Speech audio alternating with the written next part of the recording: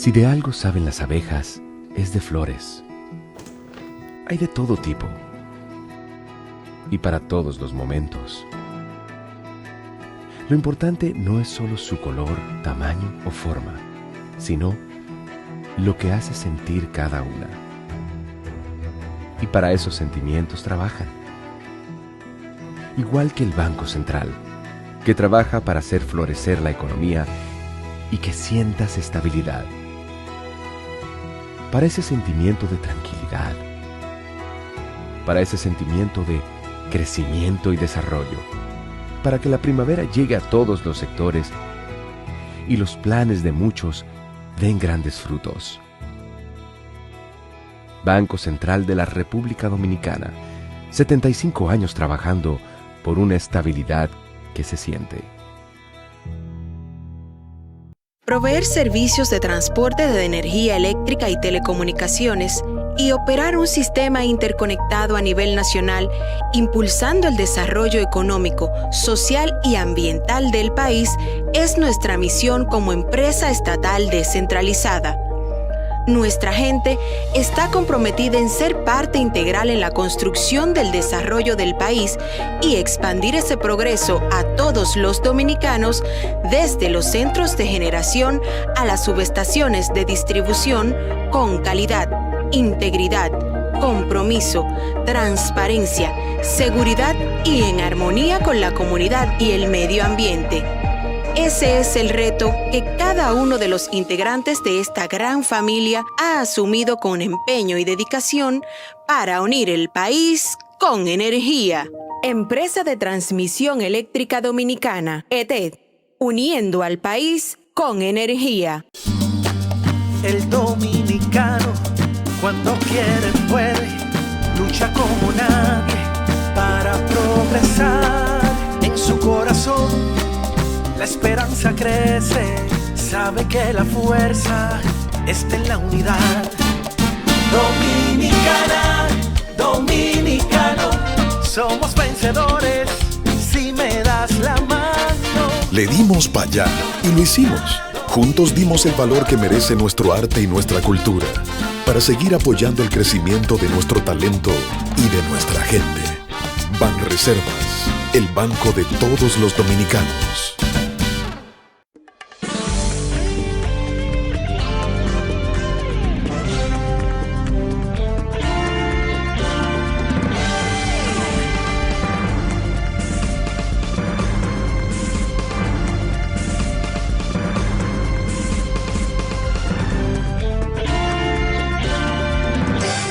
Muy buenas tardes, amables televidentes. Bienvenido a su cita diaria crepuscular y nocturna en Teleimpacto, que es al final de la tarde despidiendo el sol y comenzando la noche.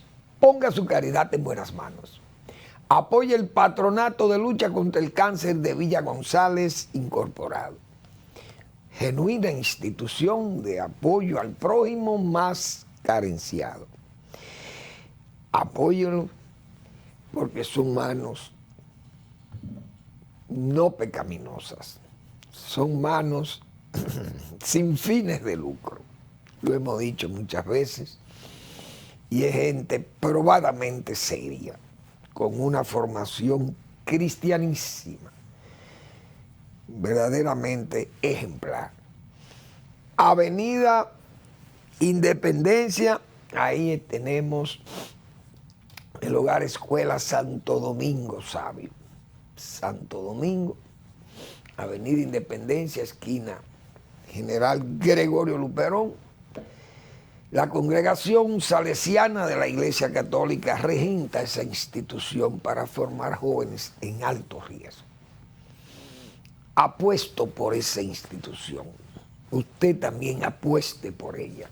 Ponga su caridad en esas manos para formar jóvenes que mañana, de no encontrar esos apoyos, terminan en las manos criminosas, en las manos desgarradoras del crimen, las manos infernales del crimen. Entonces, estas son manos acogedoras y de ancho ánimo para que esos jóvenes no sean tentados por esas manos de uñas largas del demonio. Apóyelos. Avenida Independencia, esquina General Gregorio Luperón en Santo Domingo. Bien, señores, se ha iniciado el año escolar. Y eso está muy bien, porque la escuela, por lo menos, lanzar el año con la esperanza de que las cosas van a seguir y van a terminar bien. Porque no hay duda que los 2 últimos años han sido muy problemáticos, verdaderamente caóticos.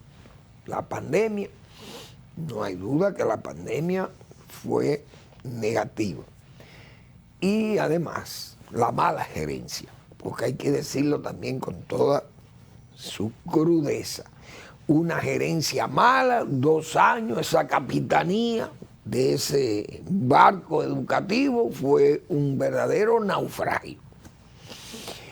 Tolerado por el Poder Ejecutivo, el presidente que lo nombró a su amigo Fulcar allí, y hay que reconocer que las evidencias están ahí, su paso por educación, verdaderamente un fracaso, esplendoroso fracaso.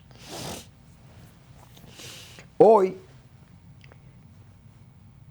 empujar esa nave con 2.600.000, casi 700.000 niños y jóvenes, es un gran reto.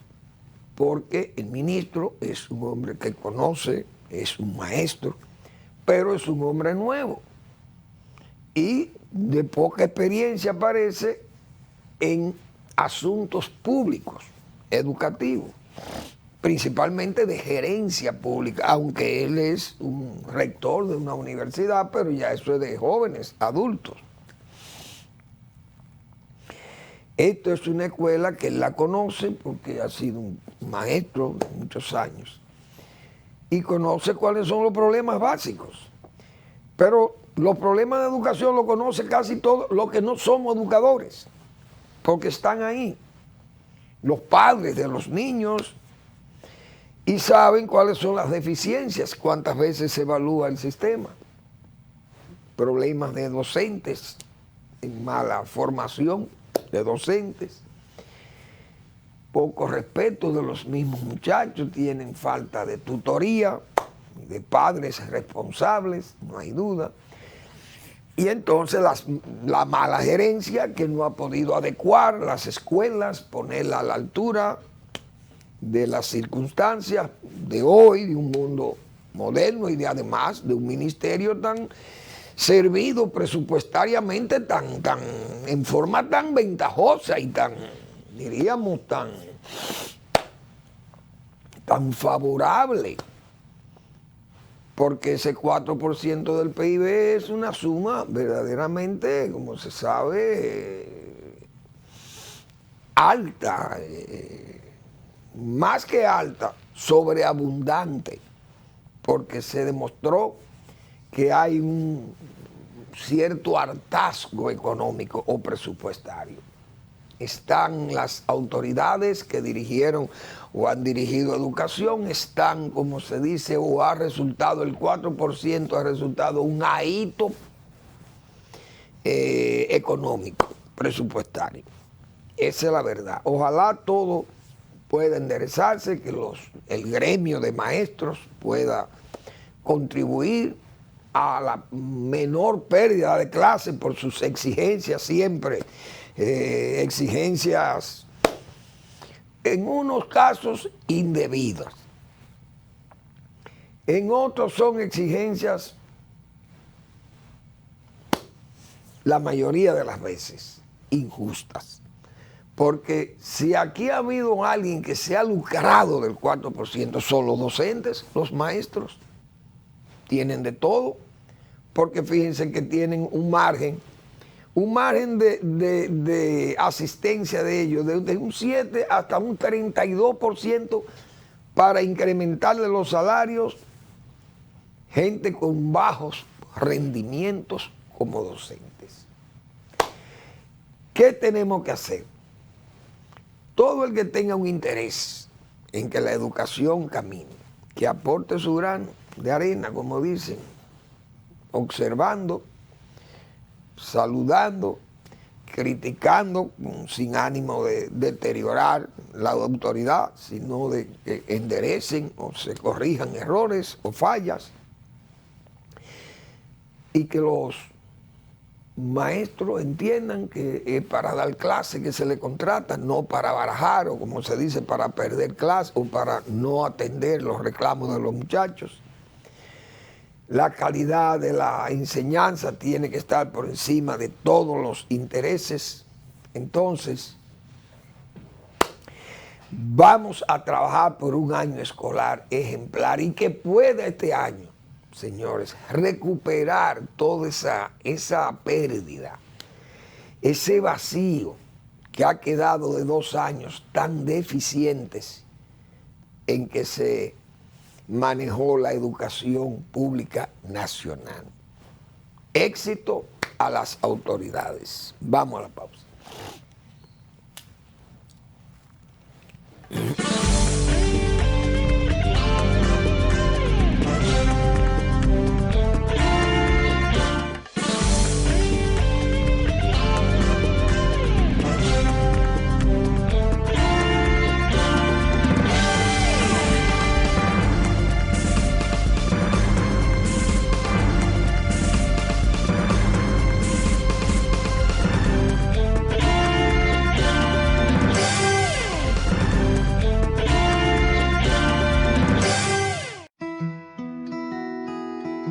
Si de algo saben las abejas, es de flores.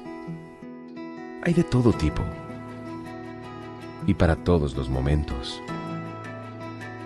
Lo importante no es solo su color, tamaño o forma, sino lo que hace sentir cada una. Y para esos sentimientos trabajan. Igual que el Banco Central, que trabaja para hacer florecer la economía y que sientas estabilidad.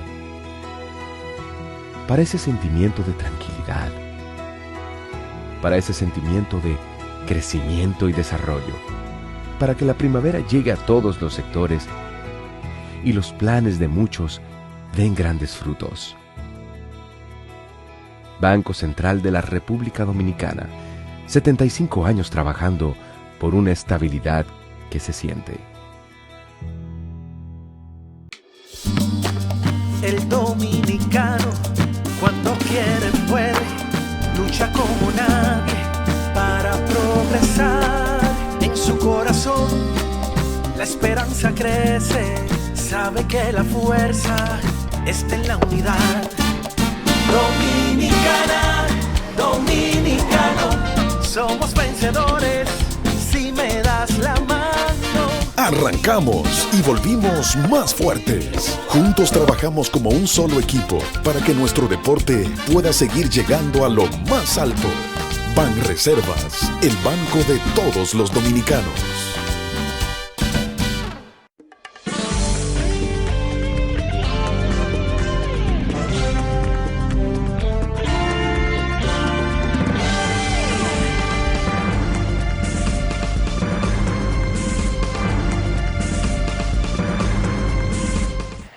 Bueno, el Banco Central tiene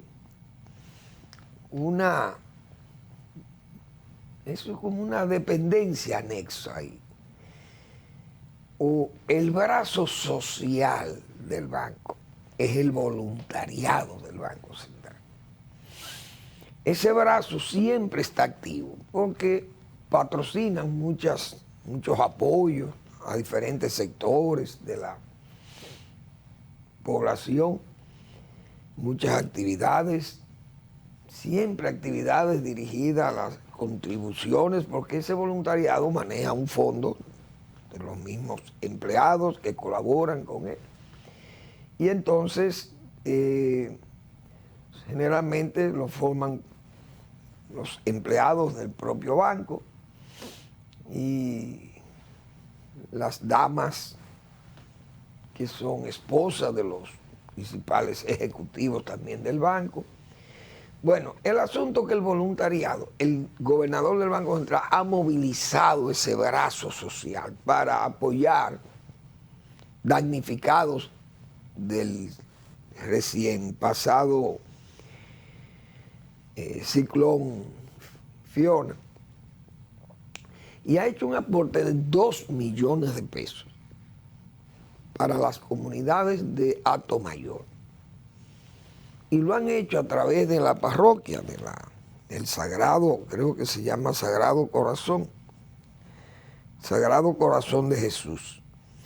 Y lo ha recibido el padre Rafael Martínez, quien es párroco de la parroquia Sagrado Corazón de Jesús en esa referida provincia. Así que eso está muy bien. La donación de 2 millones de pesos serán empleados para la adquisición de planchas de zinc, colchonetas o colchones, raciones de comida, utensilios de cocina y de aseo personal, entre otros elementos. Eso está muy bien, y mucha gente, vi también la Sociedad Industrial Dominicana, hizo un aporte de 25 millones de pesos. Y eso hay que felicitar a la familia Bonetti, que maneja la Sociedad Industrial Dominicana, porque es un gran aporte también. Dominicanos de la diáspora, principalmente en Estados Unidos, están también, vi que han estado haciendo acopio de donaciones que hacen los dominicanos que residen allá, porque hay mucha gente, señores, hay mucha gente humildísima. Yo decía que en esa zona este no es la capital. Aquí la capital tiene mucha gente, uno sabe, necesidades muy altas, necesidades económicas, pero es un centro donde hay mucha actividad económica, comercial, y hay actividad laboral, mucho trabajo. Hay actividades que el pobre, como dicen, tiene acceso, pero el pobre rural, señores, donde está la pobreza extrema más alta es en las zonas rurales. De un 62% de pobreza rural que pueda haber en las zonas rurales, provincia más bajo, otra tal vez más alto, pero muy difícil que suban de ahí. Provincia con esas cifras de pobreza rural, repito, anda la pobreza extrema fácilmente en un 20, un 15, un 20% de pobres extremos indigentes.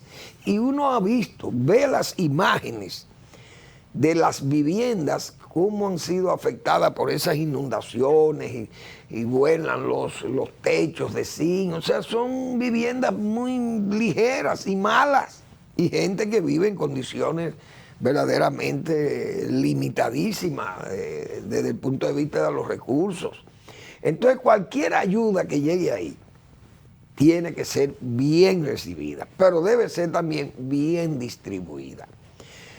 Hay que saber a quién se le entregan las cosas. Cuando uno entrega las cosas así como ese aporte del banco a las iglesias, en este caso a la Iglesia Católica, y ese cura que sabemos que tiene que ser un hombre serio, las cosas le llegan a personas muy, muy humildes, muy pobres, y además no hay el matiz político, no interviene en eso, porque son pobres, y el que está en estado de pobreza o en estado de damnificado, como hay ahí muchísima gente de eso, no está pensando ni en político ni nada, lo que está pensando en las necesidades que tienen muy sentidas y que hay que hacérselas llegar. Gente que perdió el tanquecito de gas, o que la estufa se le dañó, la nevera, el colchón, la cuna de los niños, etcétera, etcétera. Esas cosas, la ropa de la gente, porque también el que pueda comprar y va y remata en una tienda, o las tiendas que tienen muchas veces tienen muchísimas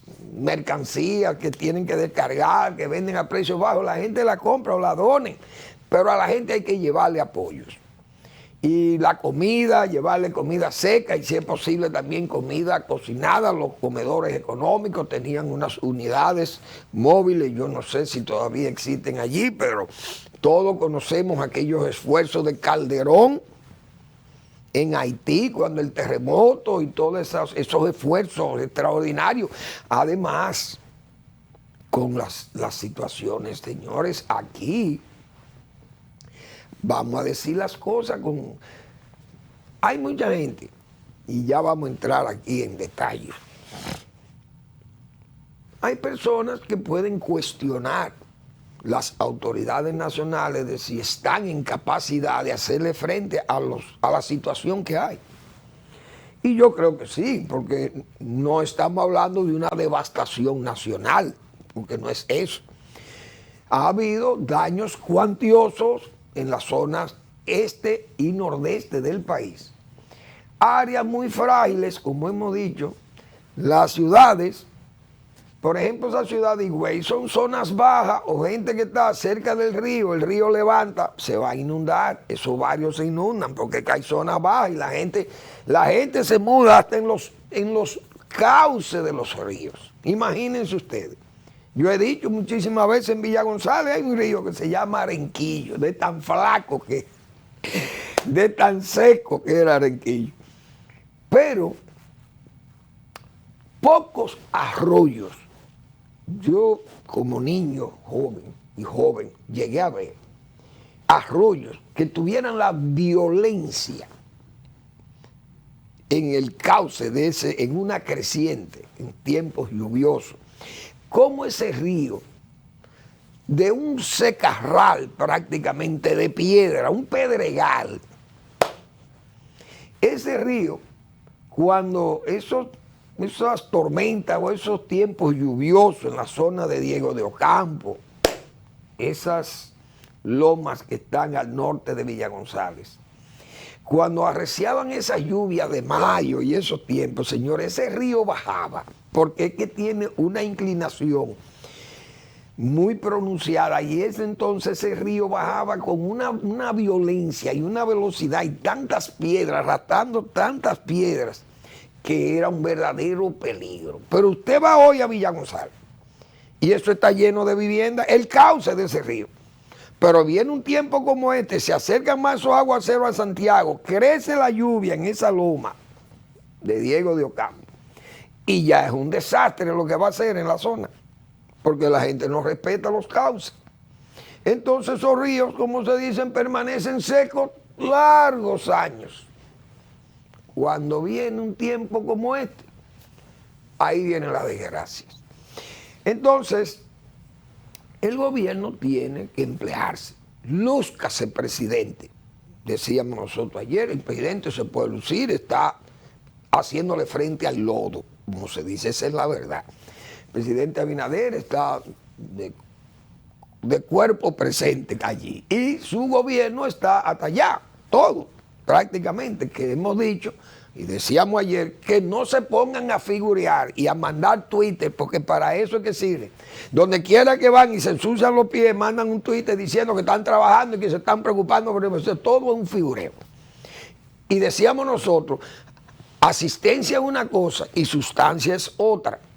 Hay que fajarse a trabajar, porque esas cosas no se pueden dejar para mañana ni se puede esperar. Ahí hay gente que está desesperado, que está sin techo y está sin comida y está sin ropa y la gente hay que buscarle soluciones para que por lo menos puedan sobrevivir al desastre, a la ausencia de todo, a las dificultades que tiene una familia pobre, que no tiene ni asiento, que no tiene dónde dormir, que se le fue la estufita, se le fue el tanquecito de gas, que la energía hay que trabajar y eso se sabe que se trabaja, pero eso es con calma, porque eso no se puede trabajar al mismo tiempo que se están parando los postes de luz. Usted no puede tener los cables calientes tirando energía porque ¿qué es lo que va a pasar?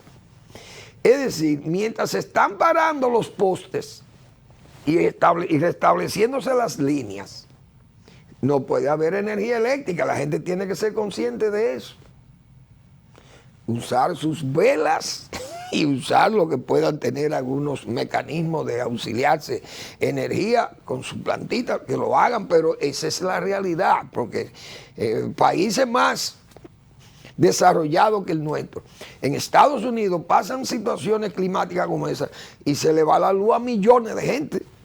Nueva York, incluyendo a Nueva York, óyase bien, New Jersey y California y donde quiera que hay desastre natural en los Estados Unidos, son millones de gente que se quedan en la Florida muchísimas veces y cuando señores, Wilma y Katrina fueron unos fenómenos ciclónicos que pasaron por aquí, por Luisiana, en los Estados Unidos, el Golfo de México, y eso fue una devastación.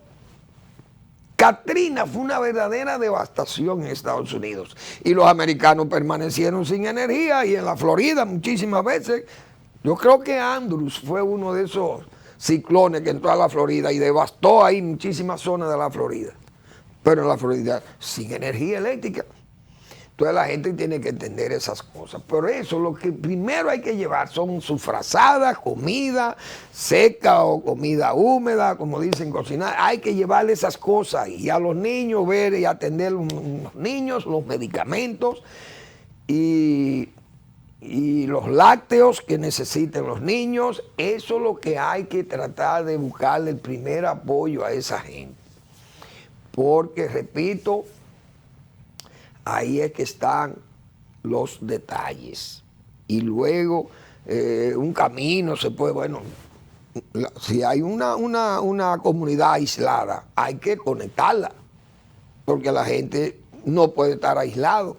Esos son trabajos con Obras Públicas o el Instituto Agrario o el INDI, lo que tienen los equipos y esas cosas, o los ayuntamientos tienen que colaborar con eso, con el gobierno. Hay que trabajar en esas áreas. Uno sabe, digo yo, el presidente, que tiene un reducido horario de oficina. He dicho yo y me imagino cómo estará despachando. El conocimiento de las actividades, cómo lo despacha, que si es un gobierno, un presidente coloquial, hemos dicho nosotros, el presidente tiene un reducido, siempre ha tenido un reducido horario de oficina. Pero no hay duda que activan los trabajos de reparación y de reconstrucción, se activan si el presidente está presente. Ahora, los gobiernos tienen que dar prueba de eficiencia. Me gustó que hoy tuve contacto con algunos productores de la zona noroeste del país. Yo mostré aquí campos de bananos caídos por efecto de los vientos. Y eso pasó ayer, entre el lunes y martes. Y hoy me confirmaron que ya Agrodosa, que es la aseguradora agropecuaria, ya había enviado a la zona noroeste, había enviado a sus agentes para hacer las evaluaciones, hacer diríamos, la parte contable de las pérdidas. Cuántas matas tú pierdes, si tu camino se deteriora internamente, ¿qué te cuesta arreglar eso? Qué sé yo, si se caen 1000 matas y son 1000 racimos y cada racimo vale X, entonces usted tiene un valor que se lo pueden reponer. Esas cosas son importantes. Y ya Agrodosa está trabajando en eso que nosotros decíamos ayer. Esa es una agencia importante porque muchos productores están hoy afectados por esa parte, principalmente esa zona del nordeste, porque hay productores de cacao y ganaderos y productores de frutos menores, que los hay muchos también en la zona principalmente de Limón de Yuna, esa zona del Bajo Yuna, María Trinidad Sánchez, el área de Samaná, Las Terrenas, todas esas áreas ahí. Y la parte del este, no hay duda que también hay muchas, no sé, las naranjas en Atomayor, tengo que llamar a los Barceló, a Juanito o a Ricardo, que me digan qué tal esa situación, porque los cítricos sufren mucho por ahí también, con un efecto devastador de 140 kilómetros por hora, eso es terrible. Los cacaos de la zona también de allá del Valle, Atomayor también tiene zona cacaotera ahí, la misma parte del Ceibo, como señalamos nosotros, el área del Cuey, La Cuchilla, Pedro Sánchez, Vicentillo. Entonces son zonas ahí que hay productores de cacao. Ahora, el gobierno, obras públicas, hemos visto deficiencia, como hemos dicho, porque no ha dado como pie con bola, en el sentido de que hay cosas, reparaciones, reconstrucción, y hablamos de eso ayer por el asunto este del puente de La Vega. Pero es un reto, y voy a decir lo siguiente: todos los gobiernos tienen esos retos, el gobierno no se puede amilanar. Trujillo llegó al poder y encontró, en el mismo ciclón de San Zenón, encontró su propia prueba. Se probó el gobierno y la eficiencia con que se manejó eso. Y Trujillo demostró que no era un salta para atrás, como dicen. Era un hombre que venía con formación de Estado, a pesar de que era un guardia, pero era un guardia con formación de respeto en el cuartel, de organización, de disciplina principalmente, y de don de mando. Y además, saber escoger a los hombres clave para la reconstrucción y tener, claro, la voz de mando para organizar la reconstrucción. Y el país, señores, después de San Zenón, más, dicen los historiadores que San Zenón lo que hizo fue consolidar a Trujillo en el poder. Pero trabajó, hay que estar claro en eso. Bien, después vimos aquí, yo hablé de Inés. El ciclón Inés fue un ciclón muy fuerte que afectó toda la zona sur. Pero esas zonas se comenzaron, me acuerdo yo, a reconstruirse rápidamente. Pero Balaguer, el equipo gubernamental de Balaguer, un equipo probado, un equipo que venía ya, mucha gente del Trujillato, gente experimentada y un Balaguer experimentado. Es decir, el país tenía un equipo gubernamental probado, experimentado, y el país salió a camino. El gobierno de Balaguer pudo recuperar rápidamente el país después de ese ciclón Inés. Y luego vino Flora, me acuerdo yo también, el ciclón Flora. Y todos esos ciclones lo enfrentó Balaguer con ahorro interno, porque ese señor no buscaba préstamos ni para reconstruir el país. Balaguer era extraordinario. Pero un gobierno que mostró eficiencia fue el gobierno de don Antonio Guzmán, no hay duda de ello, porque David fue uno de los... David y Federico como tormenta han sido dos, pienso yo, de los elementos meteóricos, de estos meteoros climáticos como eso. Yo creo que han sido dos de los más devastadores que ha tenido el país. Primero, el país era un país frágil, de infraestructura frágil. Pero aún así, señor, había que ver esos postes de luz enormes, de madera, de leño, de madera, pero en el suelo. Árboles, yo recuerdo en Baní, ese parque de Baní, unos árboles casi centenarios de roble, y ese roble blanco y caoba y todo en el suelo, todo. Aquellos vagones, recuerdo yo de Jaina, retorcidos, los rieles del ferrocarril y todos los vagones apilados por el efecto del viento. Fue una destrucción total. Yo recuerdo que incluso hubo que traer brigadas de Puerto Rico, vinieron para ayudar a la reconstrucción de las líneas eléctricas. Fue un trabajo descomunal. La parte agropecuaria, Hipólito Mejía encontró un Ministerio de Agricultura unificado, ya venía con mucha gente de experiencia de los tiempos de Balaguer, él no fue sectario y pudo usar ese equipo humano que se desplegó por todo el país. Y trabajaron los agrónomos y los técnicos que había en agricultura para ese momento, que venían de esos 12 años de Balaguer trabajando y más años atrás. Esa gente experimentada ayudó a la reconstrucción nacional. Y eso fue probado. El país recuperó sus niveles productivos rápidamente. Ahora, Después de todo eso, aquí hubo un gobierno que tuvo que enfrentar serias dificultades climáticas, que fue el gobierno de Leonel Fernández. El gobierno de Leonel Fernández tuvo mejor equipo gubernamental para enfrentar esa crisis que este gobierno.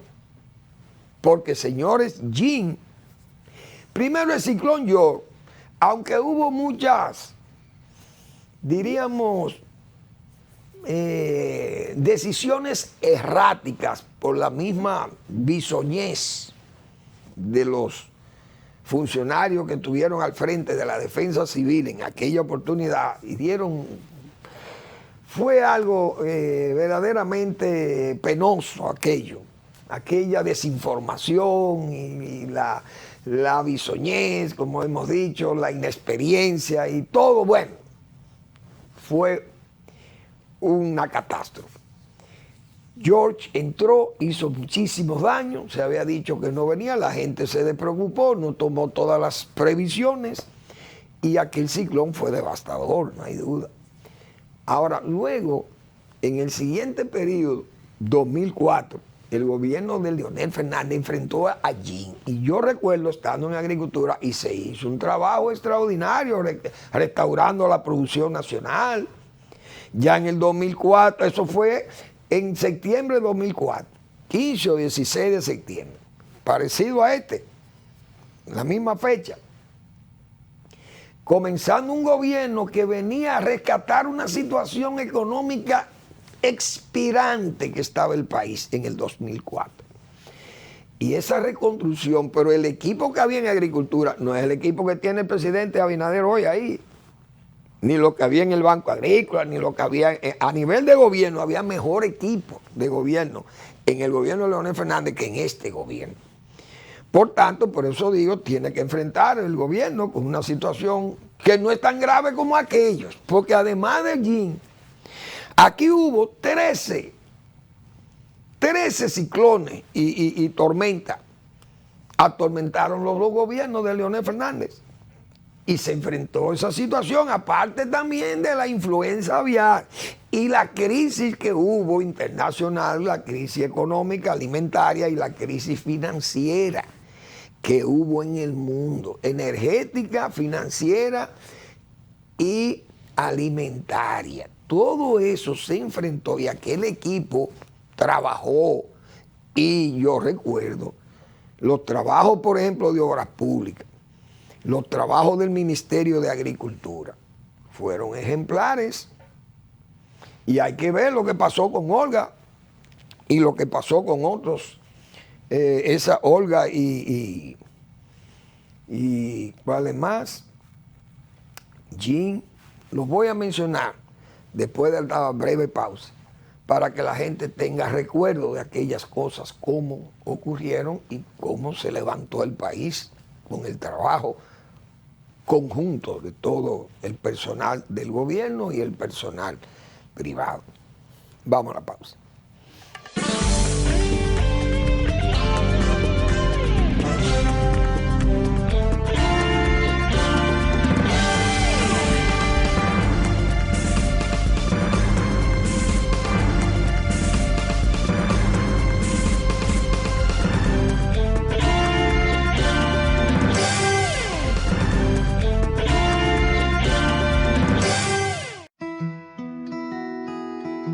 Si de algo saben las abejas, es de flores. Hay de todo tipo y para todos los momentos. Lo importante no es solo su color, tamaño o forma, sino lo que hace sentir cada una. Y para esos sentimientos trabajan. Igual que el Banco Central, que trabaja para hacer florecer la economía y que sientas estabilidad. Para ese sentimiento de tranquilidad, para ese sentimiento de crecimiento y desarrollo, para que la primavera llegue a todos los sectores y los planes de muchos den grandes frutos. Banco Central de la República Dominicana, 75 años trabajando por una estabilidad que se siente.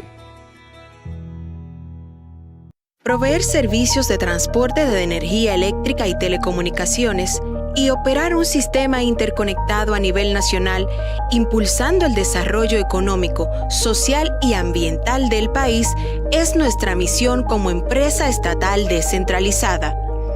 Nuestra gente está comprometida en ser parte integral en la construcción del desarrollo del país y expandir ese progreso a todos los dominicanos, desde los centros de generación a las subestaciones de distribución, con calidad, integridad, compromiso, transparencia, seguridad y en armonía con la comunidad y el medio ambiente. Ese es el reto que cada uno de los integrantes de esta gran familia ha asumido con empeño y dedicación para unir el país con energía. Empresa de Transmisión Eléctrica Dominicana, ETED, uniendo al país con energía.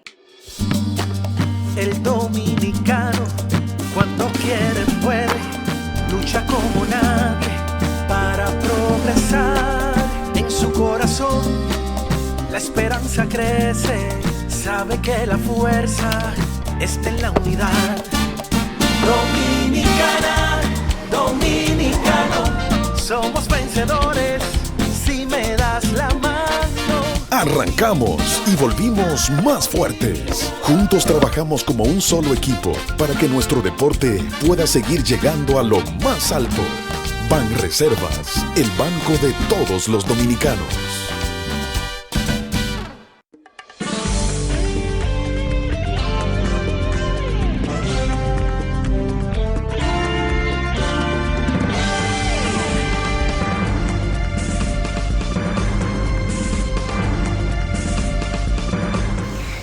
Bueno, hoy es miércoles y el blog La Pregunta se publica hoy el doctor Marino Vinicio Castillo. El quehacer judicial y su suerte. No es un desvarío hablar de ello. Ese es el título del trabajo que publica Marino Vinicio Castillo en su blog La Pregunta. A leer a Marino Vinicio Castillo, que es pedagogía. Bien, cuando yo me refería a esto, ciclones, esta cronología de ciclones, o mejor dicho, todo este rosario de ciclones y tormentas, huracanes, como se le pueda llamar. En el gobierno de Leonel Fernández, comenzando el 2004, fue un gobierno muy impactado por fenómenos naturales verdaderamente graves. Iván, este es un trabajo de Javier Flores, del Listín Diario, que publicó el Listín hoy, excelente, porque nos da una idea, toda una referencia, mejor dicho, de las cosas que pasaron, las cosas graves que dejaron el paso de esos ciclones por el país. Iván, en el 2004, dejó 600 personas evacuadas y provocó 5 muertes. Oigan eso, ese no impactó directo, sino los efectos de las lluvias. Alfa, en el 2005, en octubre del 2005, causó estrago esa tormenta tropical, dice aquí. 8,000 personas desplazadas, 30 viviendas en el sector del Tamarindo fueron inundadas por el río Sama. Luego, Cris y Ernesto en el 2006, tormentas tropicales también. Cris provocó aguaceros e inundaciones. No dejó muertos, pero también Ernesto provocó más aguaceros e inundaciones sin que hubo fallecidos tampoco. En el 2007, el huracán Dean, también yo recuerdo, pasó cerca de la costa del país. Causó la muerte de un adolescente de 16 años, de origen haitiano, Daniel Sentil. Entonces, ese fenómeno pasó a 150 kilómetros de la ciudad de Barahona y por la provincia de Pedernales. La lluvia, como yo decía ayer, muchos ciclones no han impactado el país, pero hacen más daño que lo que han impactado también por el efecto de la lluvia y de los vientos colaterales, qué sé yo. El ciclón Félix en el 2007, huracán Félix. Ese huracán vino el día 31 de agosto, 1 y 2 de septiembre del 2007, provocando aguacero a su paso por las proximidades de la costa dominicana, sin mayores eventualidades. Noel y Olga en el 2007 fueron las tormentas tremenda, terrible fue aquello. Fue tan fuerte, señores, que el crecimiento del sector agropecuario se fue al piso. Y el crecimiento del país, el país yo creo que creció negativo, porque eso arruinó la economía nacional, esa Noel y Olga. Y eso fue en diciembre del 2007, señores, pero en el 2008 eran las elecciones, era la reelección de Leonel Fernández. Y recuerdo que vino luego de Olga, vino, señores, la crisis, las tres crisis globales, alimentaria, energética y la crisis financiera, las tres juntas. Y luego vino también la influenza aviar. Eso fue verdaderamente bíblico. El gobierno de Leonel Fernández tuvo que enfrentar esa situación y se enfrentó con éxito. El país comenzó a crecer y yo recuerdo que el sector agropecuario creció alrededor del 12% en ese año 2008. Comenzó a crecer de tal forma que recuperó el PIB nacional. Óigase bien, pero se trabajó duro después de esas tormentas. Olga y Noel fueron terribles, aquellas inundaciones de Santiago cuando la presa la presa de Tavera, y eso fue el desfogue de la presa de Tavera, fue algo terrible. Entonces el país sufrió mucho con esas dos tormentas que fueron Noel y Olga en el 2007, finales del 2007, ya fuera de la época ciclónica que había pasado, la época ciclónica. Entonces hubo, vamos a ver qué otros ciclones hubo para la época. Después, en el, ¿qué gobierno? ¿No? En el mismo gobierno de Leonel Fernández hubo también 3 ciclones más. Y en el 2011, luego vino el 2012, con Danilo Medina también hubo 2 ciclones. Es decir, aquellos equipos de gobierno estaban mejor preparados que este equipo de gobierno de el presidente Abinader. Menos experto esta gente, con menos experiencia. Ojalá, repito, no han sido daños como aquellos, esos de Olga y Noel, y salimos a camino más luego. O sea que la esperanza es que esta gente pueda hacer el trabajo. Básicamente obra pública y en la parte agro, porque ya hemos dicho, la parte eléctrica se sabe lo que hay que hacer y se hace, y el equipo humano es bueno. Ahí hay gente con capacidad, hay gente que está entrenada y sabe lo que hay que hacer. El área agropecuaria se necesitan, decía yo, probablemente 100 o más brigadas de 10, 11 o 12 personas para trabajar en los desescombros. Hay que desescombrar las parcelas, las fincas, ayudar a los parceleros. Hay mucha gente que no tiene seguro, que Agrodosa no lo cubre y tiene que llegar a la mano amiga. Y eso no es solo ir el desescombro, también están los abonos. El gobierno tiene que prepararse y buscar 50, 70, 80 mil quintales de abono y repartirlo entre los productores para reanimar sus cosechas o sus siembras.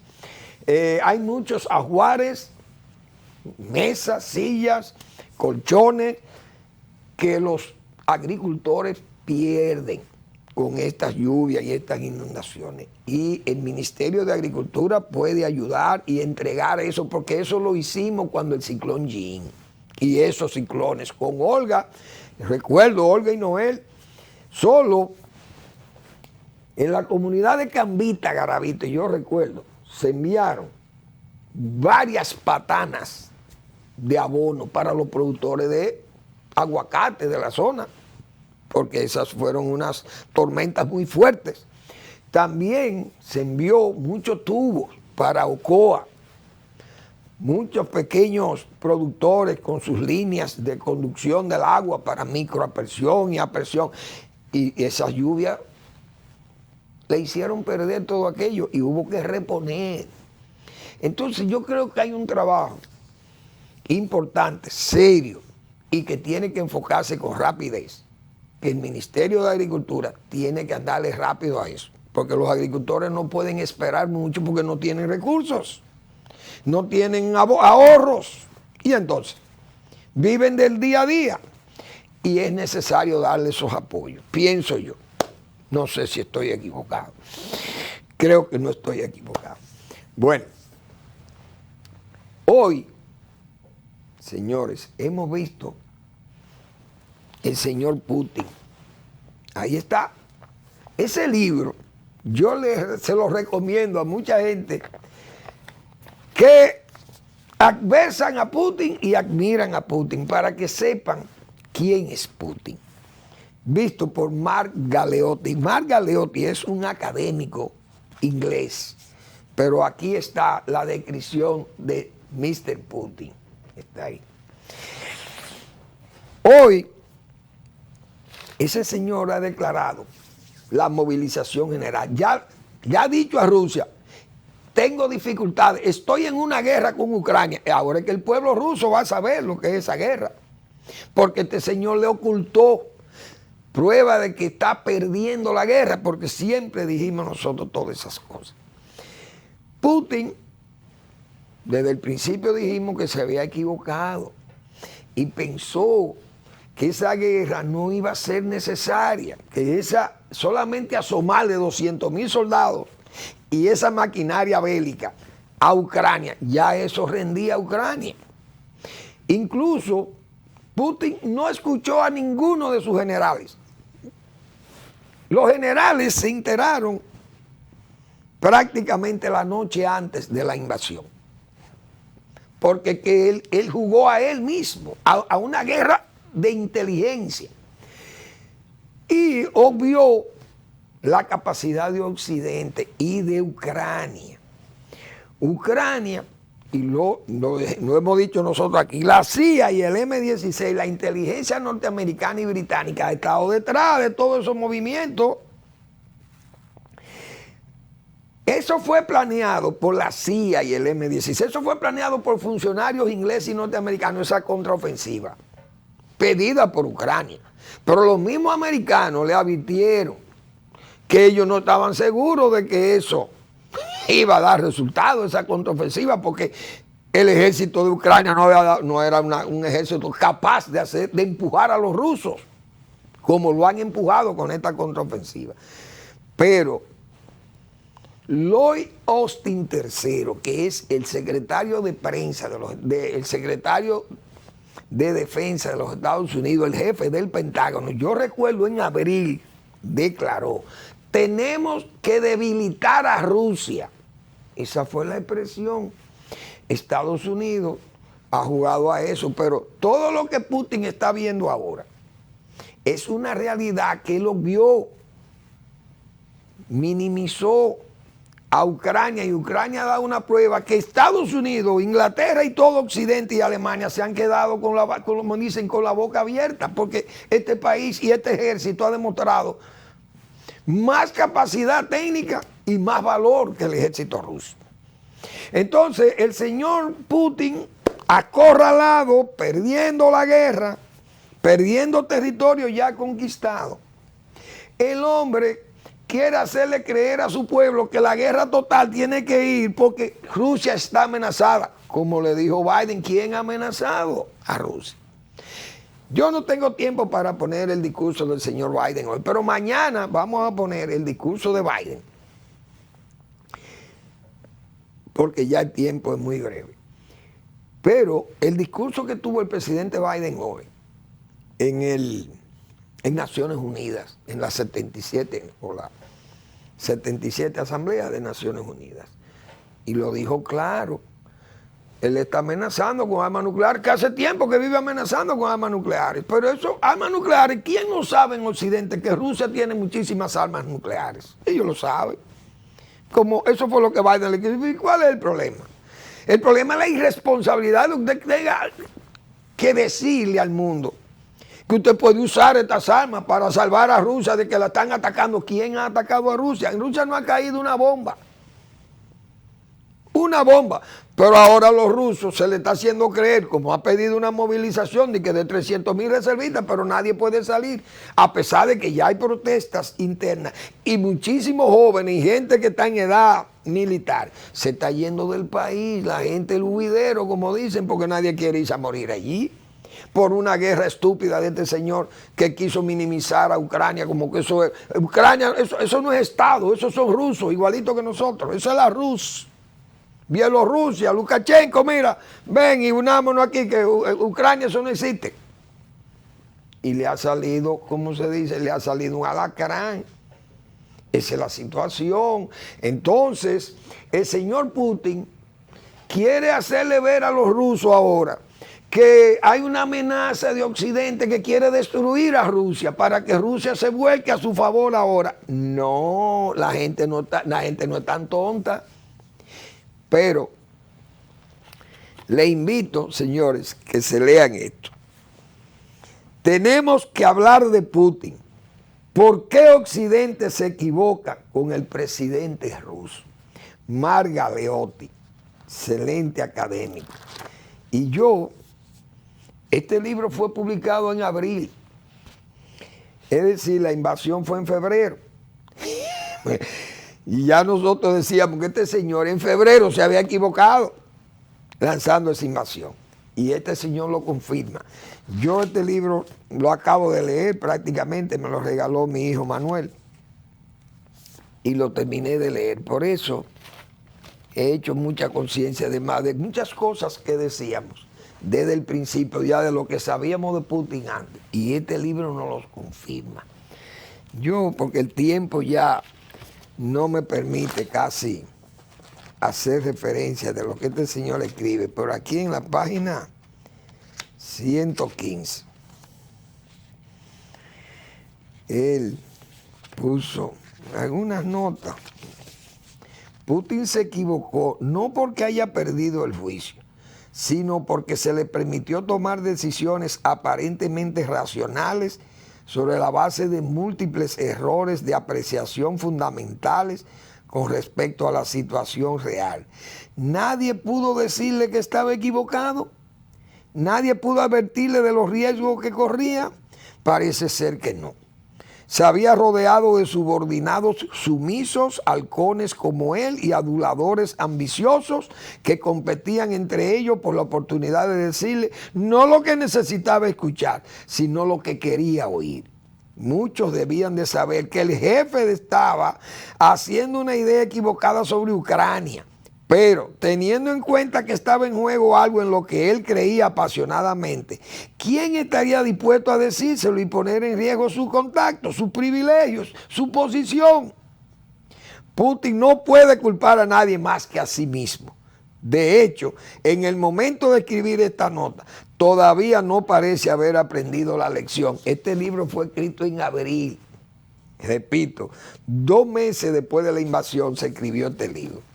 Y decía Galeotti que no había aprendido la lección el señor Putin.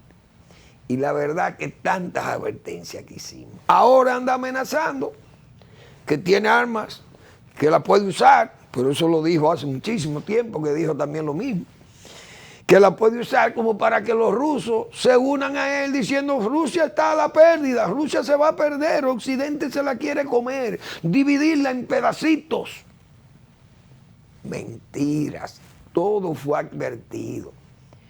Pero así son esos dictadores y esos genocidas, se equivocan. O Hitler y Napoleón eran más visionarios y más poderosos que él y no se equivocaron. Gracias por su atención, nos vemos mañana en otra entrega de Al Final de la Tarde, despidiendo el sol y comenzando la noche.